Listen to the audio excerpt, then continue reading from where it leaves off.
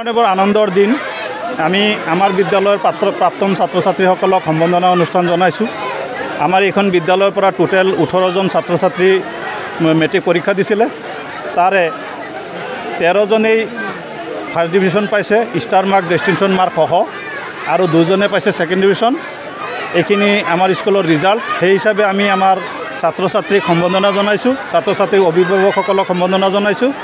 এইখিনি অনুষ্ঠান পাতি আজি আমাৰ খুব ভাল লাগিছে। অতি পিছপৰা অঞ্চল, এই অঞ্চলত যে আমি আমাৰ ছাত্ৰখিনিক ইমানখিনি আগুৱাই নিব পাৰিলোঁ, তাৰ বাবে আমি সমূহ শিক্ষয়িত্ৰী তথা এই অঞ্চলৰ ৰাইজক অভিনন্দন জ্ঞাপন কৰিছোঁ।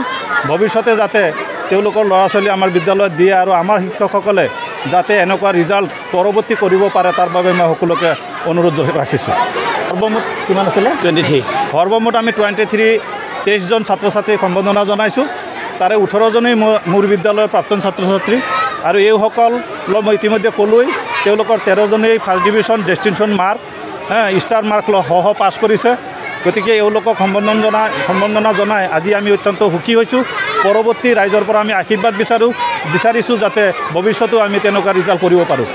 বিদ্যালয়ৰ তৰফৰ পৰা এইবাৰ হাইস্কুল শিক্ষান্ত পৰীক্ষাত আমাৰ অঞ্চলৰ তথা আমাৰ বিদ্যালয়ৰ প্ৰাক্তন যিসকল ছাত্ৰ ছাত্ৰী আছিল, যিসকলে এইবাৰ মেট্ৰিক পাছ কৰিছে, সকলোকে মাতি আমি সম্বৰ্ধনা জনাইছোঁ।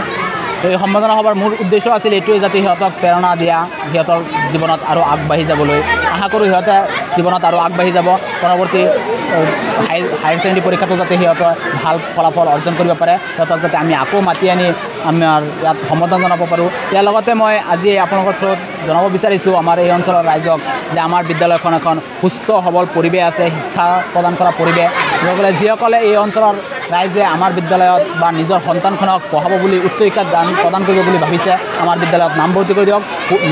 নামভৰ্তি কৰি নিশ্চিত থাকিব পাৰিব আমাৰ ইয়াত গোটেই পৰিৱেশটো শিক্ষিত পৰিৱেশ, যথেষ্ট পৰিমাণৰ শিক্ষক আছে, শিক্ষক শিক্ষয়িত্ৰীসকল আছে, গোটেইখিনি কেয়াৰ লোৱা হয় আমাৰ ইয়াত শিক্ষক শিক্ষয়িত্ৰীৰ দ্বাৰা। গতিকে লগতে আমাৰ বিদ্যালয়খন চৰকাৰৰ অনুমোদনপ্ৰাপ্ত হয়, ডাইস্কুট আছে, আমাৰ পাৰ্মিশ্যন আছে, গোটেইখিনি আছে। আমাৰ ইয়াত পঢ়িলে পেন নম্বৰ, আপাৰ ID এই গোটেইখিনি ছাত্ৰক আমি প্ৰদান কৰিব পাৰোঁ। গতিকে যিজন ছাত্ৰ আমাৰ ইয়াত পঢ়িব, সেইজন ছাত্ৰই আমাৰ ইয়াৰ পৰা সফলতা উৎপন্ন হ'ব বুলি আশা কৰিছোঁ, আৰু সেইখিনি আমি প্ৰচেষ্টা চলাই যাম। বিদ্যালয়খনৰ নাম শিমলুগুৰি জ্ঞান বিকাশ বিদ্যালয়। আমাৰ শিমলুগুৰি বজাৰখন পাবলৈ 100 মিটাৰ আগত, যদি আপোনালোকে মাধৱপাৰাৰ পৰা আহে।